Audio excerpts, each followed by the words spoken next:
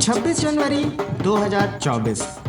तिलका मांझी भागलपुर विश्वविद्यालय के पास देश का दरिद्र भविष्य गणतंत्र दिवस के शुभ अवसर पर मुजरा करते हुए 2 पैसे कमाकर पेट भरने को मजबूर गणतंत्र, जिसका भविष्य इतना भूखा है कि धर्म नहीं जानता, पाखंड को अर्थ बताकर मुद्रण बटोर रहा है। ऐसी दुर्दशा देखकर मेरी चेतना दहल उठी। आज दिनांक 12 मार्च 2024 से मैं अपना इहलोक और उसका तंत्र एक नए माध्यम के जरिए अपने इहलोक तक पहुंचाने का प्रयास करूंगा।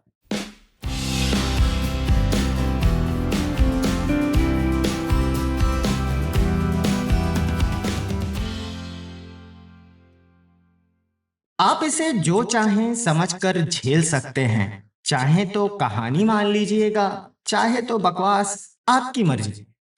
पर जो भी हो परिणाम, मेरी समझ से मेरे लिए इस प्रयोग को एक नया आयाम और अंजाम देना आज बहुत जरूरी है। मेरा इहलोक बिखर रहा है। जिस साहित्य से मैंने यह शब्द चुराया है, उस संदर्भ में इहलोक का अर्थ इस दुनिया से है जिसमें आप और हम सांस लेते हैं, जीते हैं, मरते हैं। उसी साहित्य में मुझे 2 शब्द और मिले, परलोक और पाताल लोक। स्वर्ग और नर्क के बीच झूलती मेरी चेतना मुक्ति तलाश रही है। जीवन से मुक्ति मृत्यु नहीं हो सकती। मृत्यु हमारा व्यवहारिक आखिरी सच हो सकता है, पर वह हमारा अंतिम सत्य नहीं हो सकता है। यह मैं नहीं, वह साहित्य और उसका दर्शन बताता है, जिनका अध्ययन मैंने दर्शन शास्त्र को पढ़ते हुए किया है। यहां तक कि मेरे सफर का वृत्तांत है मेरी रचना इहलोक तंत्र, जिसको मैंने 5 भाग में लिखा है। पहले 3 भाग अमेज़न पर उपलब्ध है। साथ ही इनके सारे मुख्य अध्याय मेरे ब्लॉग www.sukantkumar.com पर भी उपलब्ध है। आप चाहें तो पढ़ सकते हैं। यहां से आगे ना सिर्फ यह मंच, बल्कि कई नए मंचों के साथ मैं अपने इहलोक तक पहुंचने को प्रयासरत रहूंगा। मेरे हर चाहने वालों को लगने लगा है कि मैं थोड़ा पागल हो चुका हूं। कुछ नजदीकी लोगों ने भी मुझसे कहा है कि मैंने अपनी एक अलग काल्पनिक दुनिया बसा ली है और सच्चाई से मेरा कोई वास्ता बच नहीं गया है। मैं उनकी बातों से पूरी तरह सहमत हूं। असहमति की कोई गुंजाइश मेरे पास है भी नहीं, क्योंकि उनकी बातों और तर्कों के पीछे जो प्रमाण मुझे मिले हैं, वे बिल्कुल उनकी बातों में निहित सच्चाई की स्थापना करते हैं। मेरे सामने जो व्यवहारिक दुनिया है, जिसकी ये लोग बातें करते थकते नहीं हैं, वह मुझे कहीं से अब जीवनदायी नहीं लगती। जिस देश और काल का मैं पात्र हूं, वह कई विचित्र विपदाओं से गुजर रहा है। कई तरह के प्रदूषण से आज हमारा पर्यावरण दूषित हो चुका है। जहां देखो धुआं है, कुछ ना कुछ जल ही रहा है। या तो शरीर, नहीं तो फिर मन, यहां तक कि चेतना भी आज प्रदूषित हो चुकी है। आत्मा का घुट घुट कर बुरा हाल है। जहां देखो हमें वहां खतरा ही खतरा नजर आता है। हम अपने ही घर आंगन में आज डरे सहमे बैठे हैं। यह डर हमारे बच्चों के चेहरों पर भी साफ झलकता है। खैर, आज सवेरे सवेरे जमीन पर पड़े अखबार पर गलती से मेरी नजर चली गई। सुर्खियों में यह खबर थी कि पड़ोसी मुल्कों के गैर मुस्लिम व्यक्ति को अब भारत नागरिकता देगा। कुछ साल पहले सीएए के कानून को लेकर बड़ा हंगामा मचा था। आखिरी बार 2018 में मैं जब यूपीएससी की तैयारी कर रहा था, तब मैं अखबार पढ़ा करता था। उस दौर में भी एक ऐसी खबर पढ़ने का मौका नहीं मिलता था जहां से जीवन और उसके विकास की खुशबू मिल सके। उसके बाद कोरोना आया, फिर चला भी गया। मेरा जीवन हर दिन संघर्ष बना रहा। अपना सबसे बड़ा दुश्मन मैं खुद हूं। वैसे हम सभी अपने दुश्मन होते हैं, पर इस बात को मान लेना आसान नहीं होता है। आज जिस प्रदूषण ने हमारा जीना हराम कर रखा है, वह सिर्फ वायु प्रदूषण नहीं है, जल प्रदूषण भी नहीं। ध्वनि प्रदूषण का एक अच्छा खासा योगदान है, पर नहीं, अकेला वह भी नहीं है। आज इस देश काल पर सबसे बड़ी विपदा धार्मिक प्रदूषण है। उसके साथ आध्यात्मिक प्रदूषण ने भी हमारा जीना हमारे ही आंगन में हराम कर रखा है। पिछले कई सालों से एक लम्हा मुझे याद नहीं है जब मेरे आस पड़ोस में कोई लाउडस्पीकर बज ना रहा हो। मैं जहां भी रहा, शहर में या गांव में, वहां लाउडस्पीकर कल्चर प्रबल मिला। मैं बिहार के भागलपुर नामक जिले का रहने वाला हूँ। जब से होश संभाला है, यही मेरा घर आंगन रहा है।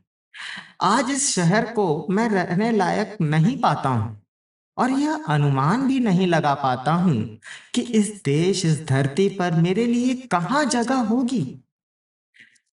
कभी कभी मन करता है कि कहीं हिमालय पर या सागर किनारे जाकर बस जाऊं।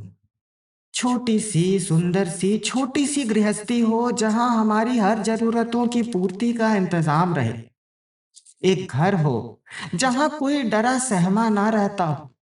मेरी बेटी भी आजाद रहे, मेरे बेटे भी खुशहाल रहें। किसी का किसी से कोई बैर ना हो। मुझे खामोशी नहीं, शांति की तलाश है। पर अफसोस, जहां जाता हूं, लाउडस्पीकर पर कोई ना कोई चिल्ला रहा होता है। कभी शादी तो कभी पार्टी, कभी पूजा तो कभी कोई दूजा। जो भी हो कार्यक्रम, हंगामा मचाना बहुत जरूरी है। मैं इस शहर के प्रोफेसर कॉलोनी में रहता हूँ। उम्मीद की जानी चाहिए कि एक समृद्ध मोहल्ला होगा, पर समृद्धि का कोई प्रमाण मुझे पिछले 5-10 सालों में देखने को नहीं के बराबर मिला है। जहां देखो वहां दरिद्रता फटे हाल नजर आती है।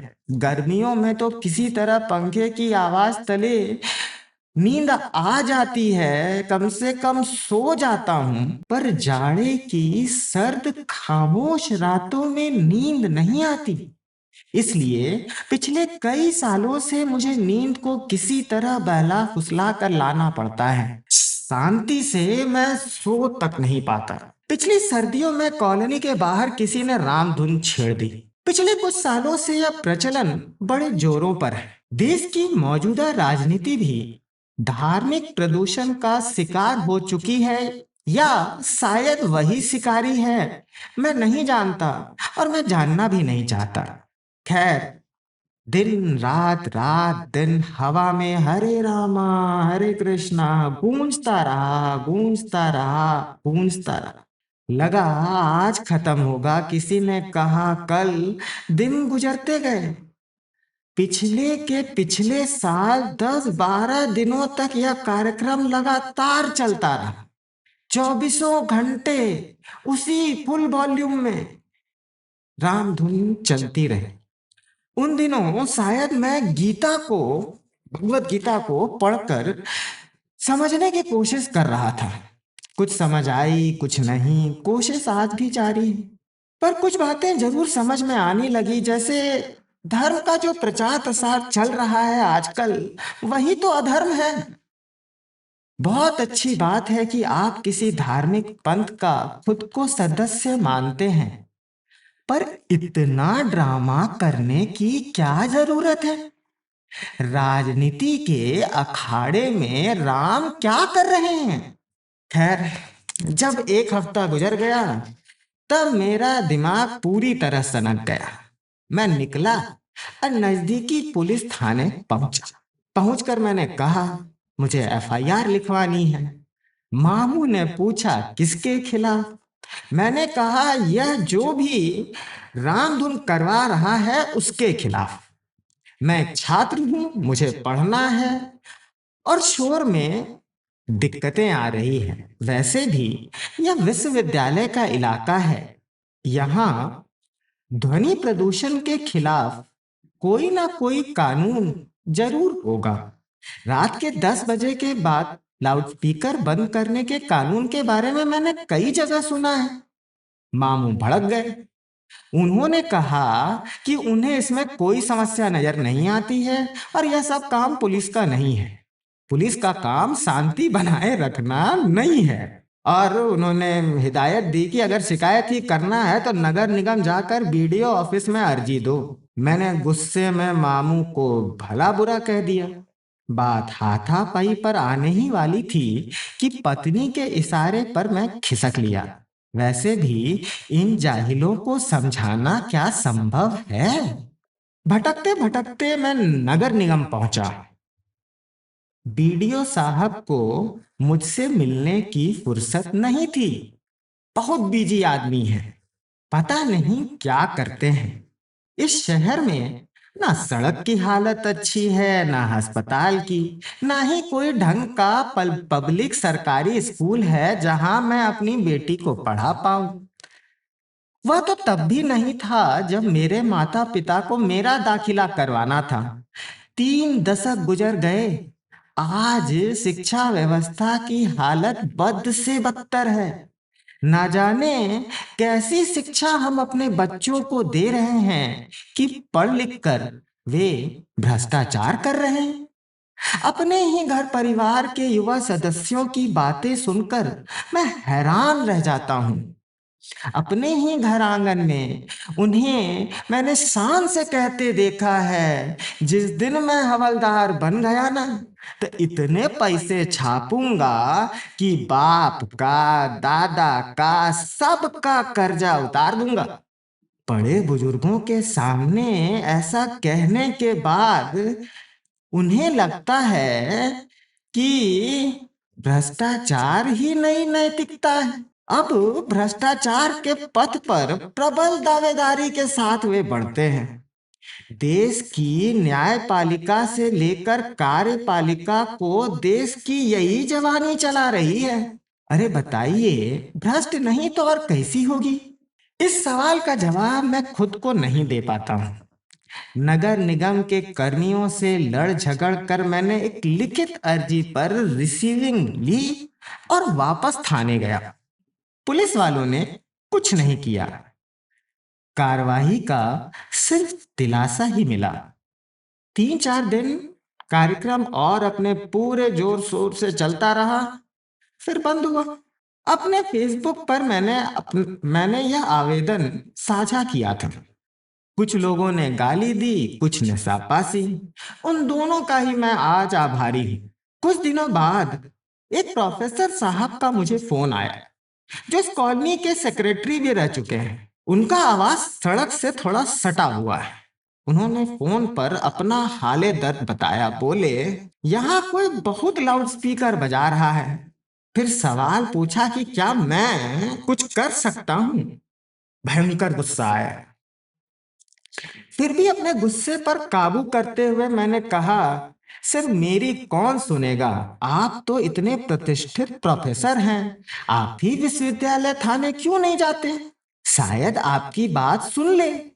लगता नहीं है कि फिर प्रोफेसर साहब ने कुछ किया होगा, क्योंकि 1 साल बाद कल कॉलोनी के अंदर स्थित मंदिर में भोपू फुल वॉल्यूम में बज रहा था और किसी को इससे कोई आपत्ति नहीं थी। यह तो घर का मामला था। पिछले हफ्ते महाशिवरात्रि थी। उस दिन शिव जी की बारात में ऐसा डीजे बजा कि जिस पलंग पर मैं अपने घर के अंदर बैठा था वह थरथरा उठा। पर उस दिन तो पर्व त्योहार का दिन था, मेरी बेटी भी नाच रही थी। वैसे तो उसे ऐसे आयोजनों में मैं बिल्कुल नहीं जाने देना चाहता हूँ, फिर भी मैं उसे रोकता नहीं हूँ। समाज की हर सच्चाई से उसका अपना अनुभव बनेगा, जो एक दिन उसे सही और गलत के बीच में नैतिक निर्धारण करने में सहायक होगा।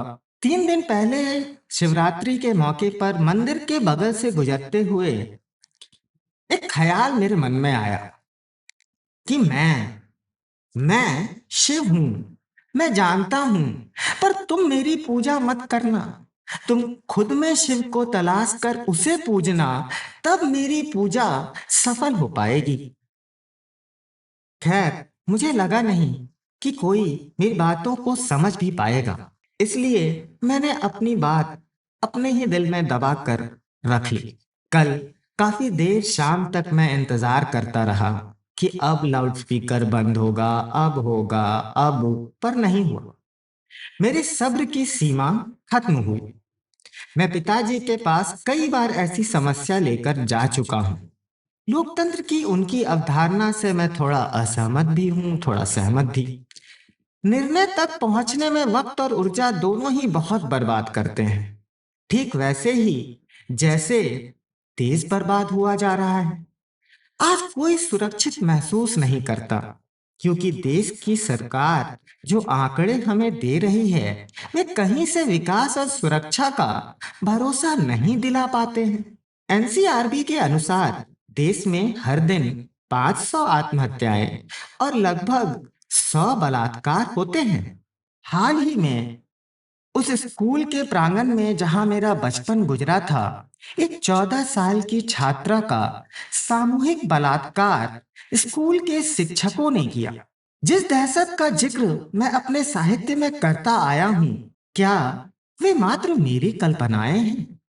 क्या मैंने रिश्वत देकर एनसीआरबी से ये आंकड़े निकलवाए हैं, या फिर उन शिक्षकों को मैंने बलात्कार करने को प्रोत्साहित किया था? मैं तो उन्हें जानता तक नहीं था। उस स्कूल से निकले मुझे 20 साल हो चुके हैं। अपनी शैक्षणिक यात्रा का पूरा वृत्तांत मैंने अपने साहित्य में विस्तार से लिखा है। मेरा मकसद किसी की निंदा करना नहीं है, ना ही किसी की प्रशंसा करना है। एक पिता की हैसियत से मैं अपनी बेटी और आने वाली संतान के लिए एक सुरक्षित देश समाज की कल्पना करता हूँ, क्योंकि आज जो पीढ़ी मेरे सामने है वह कल्पना से वंचित रह गई है। अवधारणाओं की भी भारी कंगाली है। इस गणतंत्र दिवस के दिन मैंने लोकतंत्र का 5वां खंड लिखना शुरू किया था। इस बीच कई और दरिद्रता का सामना मुझे अपने निजी और सामाजिक जीवन में करना पड़ा। बहुत कुछ मैंने लिख डाला, बहुत कुछ अभिव्यक्त करने के लिए मेरे पास पर्याप्त माध्यम नहीं है। इसलिए मैं कई नए प्रयोगों की संरचना तैयार कर रहा हूँ, जिनका जिक्र धीरे धीरे मैं इस मंच पर करूंगा। मुझे पद, पैसा या प्रतिष्ठा की कोई जरूरत नहीं जान पड़ती। मैं एक लेखक बनना चाहता था, पर मौजूदा शिक्षा व्यवस्था में कोई लेखक या कोई नेता कैसे बनता है, कोई बता सकता है क्या? मुझे तो कोई निर्धारित रास्ता नजर नहीं आता है। इसलिए मैंने रास्ता बनाने का फैसला लिया है। अपनी मंजिल और कोशिशों पर चर्चा करने हेतु मैंने इस मंच की स्थापना की। देखते हैं इस प्रयोग का परिणाम क्या आता है। यहाँ तक कि मेरे प्रयोग और उनके परिणाम को जानने के लिए आप मुझे पढ़ सकते हैं। 4 किताबें मौजूद हैं। कई आलेख मैंने अपने ब्लॉग पर डाल रखे हैं। आगे की कहानी बस यूं ही चलती रहेगी।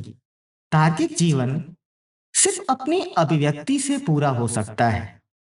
कुछ जो जरूरी होगा, जो मैंने इन किताबों में लिखा है, उस पर भी बातें यहाँ करूंगा। कहने और करने को मेरे पास बहुत कुछ है, पर जिस मंजिल को मैं पाना चाहता हूँ, वह मेरे इहलोक के सहयोग के बिना संभव नहीं है। अपने अनुमान के आधार पर मैं अपना पक्ष रखना चाहता हूँ।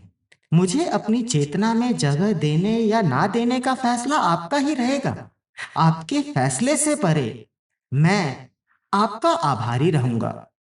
मैं अपना आभार हमारे अस्तित्व को अर्पित करता हूँ, इस आशा के साथ कि हम अपने अपने इहलोक को समृद्ध करने की कोशिश करेंगे। मेरे पास ऐसा कुछ नहीं है जो नया है। नया तो सिर्फ यह वर्तमान है। सत्य तो सनातन है, अखंडित है। कई अवधारणाओं और कल्पनाओं पर विचार विमर्श करना चाहता हूँ। कुछ और नहीं तो ईमानदारी से मैं अपनी भूमिका निभाना चाहता हूँ। मैं लेखक हूँ और ताउम्र वही रहना चाहता हूँ। सुनाना तो आज बस मेरी मजबूरी है, क्योंकि आजकल कौन पढ़ना लिखना चाहता है। मेरी कोशिश है कि 10 मिनट से ज्यादा का समय आपका ना लूं। मुझे तो और भी कई काम हैं। कल फिर मिलते हैं।